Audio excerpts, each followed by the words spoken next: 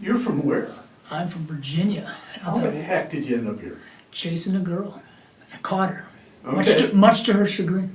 And you're still paying? I'm still paying. No, she's doing the paying. I'm I'm reaping all the benefits. Well, I think so. So tell me who you are and tell me what your family is and where you are right now. Yeah, I'm name's Paul Minarik. I'm the eldest of 7 kids, born to my parents my dad's from Cleveland, my mom's from San Antonio.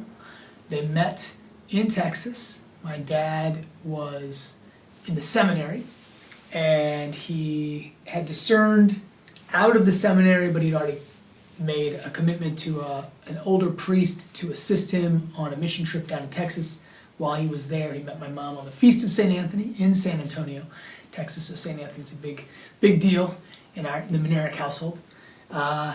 He wooed her. They went to University of Texas together. My dad pursued a graduate degree there. My mom, her undergraduate. Then they wed in Texas and moved to Northern Virginia in 1978.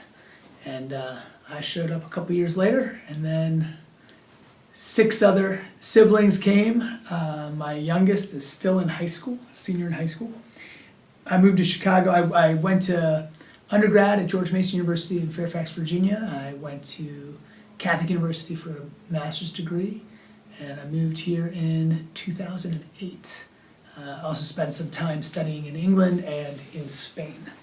So I came here in 2008, and I started teaching when I was here, and bartending to make some extra scratch on the side, and taught here at St Eds. When I got married in 2011, and my first daughter was born in 2012. I had another daughter in 2014. My wife looked at her 800 square foot apartment and said, "We need to move." And I said, "We can make this work." And she looked at me again and said, "We need to move."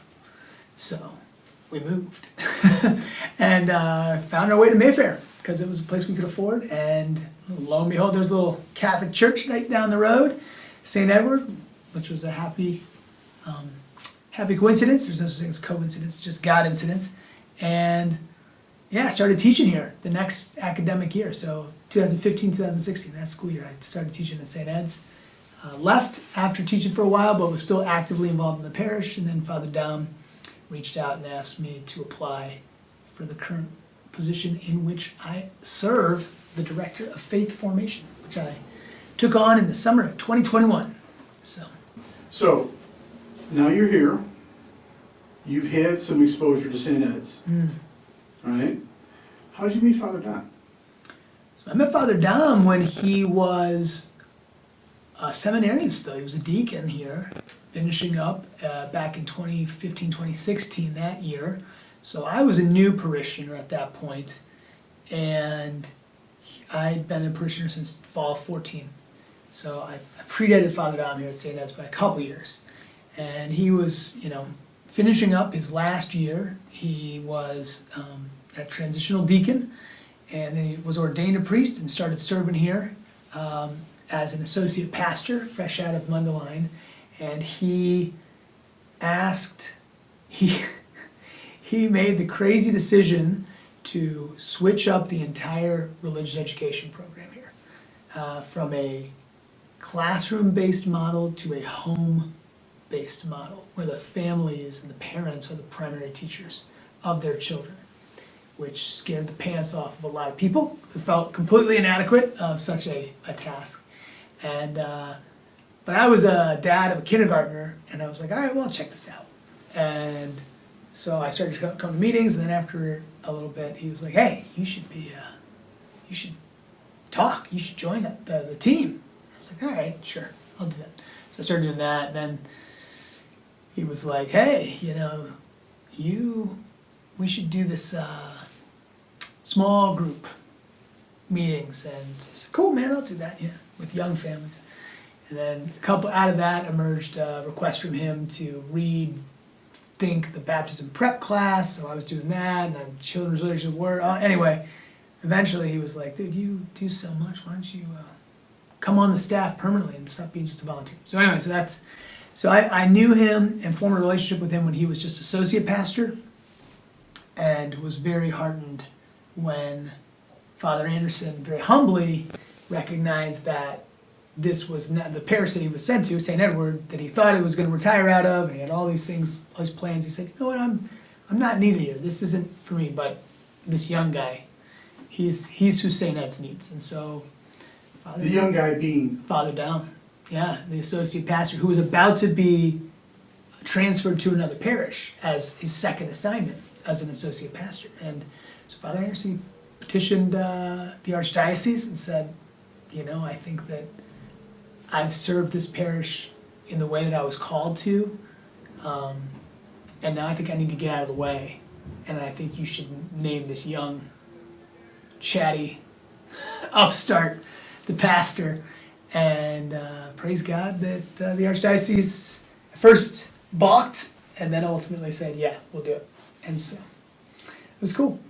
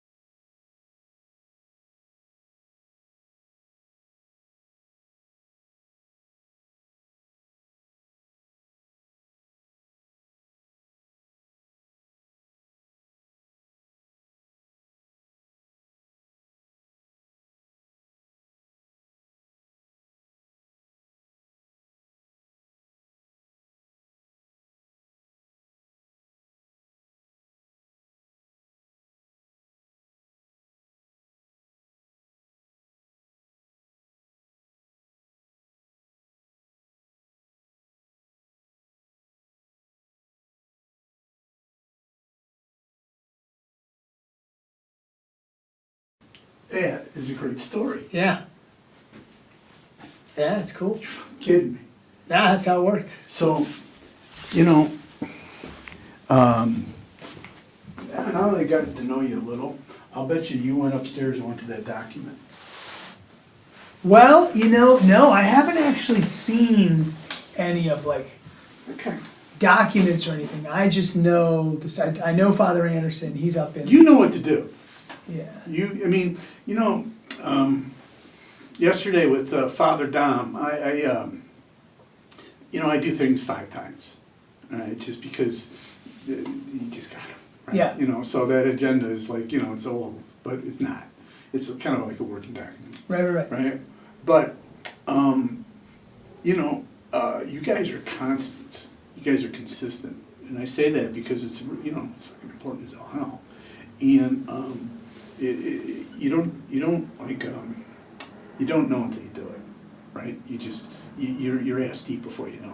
Yeah. Right, that's, like, yesterday, there's like all these questions that Richie had, were good questions, but, Right. but by the time we would know some of these answers, it'd be 2028, Yeah. right? Yeah. So, this story, I want you to think about you. I want you to think about you having a couple kids, and I mean, like, I'm a market. I'm one of the old people that fell away for a million reasons. Yeah. Okay? We know that, and we don't have to rework that shit. Right. I think you are a big deal. You and Richie especially, because, see, people are investments. Because this is what we're really trying to do. We're not trying to sell anything, we're trying to just have them feel good about their investment, Right. all right? And what they're looking at, it wasn't just an investment on, a school. So it was an investment in your life. And that's gotta be the way we sell this, because if it comes down to, you got an extra, bunch of money sitting in your pocket, we got you and me and Father Dom and a box of popcorn, Yeah. right? But if this is the path to give you this, that's what people want. Yeah. So, how many people are thinking about where they're gonna live, right? You're a thoughtful human being. And what I see, and this is why I stopped, and I was, you'll go back to it. What I saw and I'm gonna show it to you too, but the video is an unforgiving fucking thing, all right? And because now it's out there. Yeah. It's done, right? What you think is okay, but anybody else thinks whatever they want. So I went out, I looked at all your stuff, or a lot of it, and there's some things, that's why I want to use it to pull forward. But it reminded me and her, okay, about how people are. This isn't. It wasn't because of. It was the pull package. Okay, you didn't take this job for the money. You did, but you didn't. Right. Right? You took it to be closer to your kids. Yeah. To do this, to that, right? That's what fucking Catholics do. Yeah. I mean, we're always robbing somebody to give it to somebody else. I mean, we don't keep it. Yeah. It's the damnedest thing. We're terrible thieves. We give it away. Yeah. We steal it and give it away, and we smile and we keep doing it. So, think about that, for parishioners. And the 3 places that they're gonna come. It's for their own personal faith, like we talked about. Mm-hmm. Their kids. Yeah. You're not a priest. Father Dom is a priest. Father Dom has to talk like a priest. He has to be the priest. There's some things that, they don't want to hear from a priest. Right. They want to hear from you too. Yeah. So, like, there was the best one that I have, and as an example of that, is kids in the Mass. So, because it's like, they'll subscribe to the series, right? And what do mothers talk about with other mothers? Right, the kids. Right, and about, in our church, you scream your fucking ass off. Yeah, right? And we applaud it, yeah, you know? And, you know, I'm not saying that, you know, 20 people are gonna come over the next week, but there's 20 people that'll remember that. right, And they talk to 80 other people.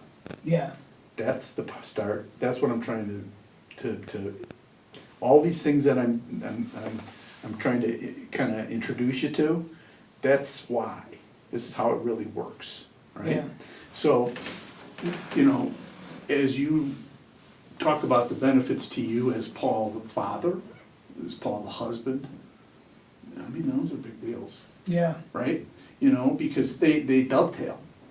And, you know, this is what people are gonna be thinking about is, you know, they'll go back, you know, when I first learned in sales, they used to talk about the kitchen table. You ever hear about that? the kitchen table, no. Yeah, so if you're gonna sit down and talk to somebody about something really important, you go sit down at the kitchen table. Okay? You know, that's where your mom and dad talk to you about a couple things, right? You know, and not the dining room table. Yeah. No, this is, we don't need to get formal about this shit. We gotta talk some stuff out. It's the Yeah. kitchen table, right? That's where you get to the nitty gritty. And this is, the kitchen table is where you tell the kid that, you know, you can't go to that school, we can't afford it, Right, all right? I love you, but I can't do it. yeah, Okay? It wasn't anything about you didn't love him. It wasn't about it. It was just that's life, yeah, you know. And Father Dom and you go into this and you know, about kids at the in the church. It's just very welcoming, you know, because life's fucking hard enough to then you get bitched at for, you know. I mean, you know what you do? You walk, right? You don't say Right. anything. You just walk. right, No, we're not going back. yeah, There's no discussion. Right? yeah, people feel it. Right. So, what, you know, when you do that, and you are doing it, and you're doing it really well, then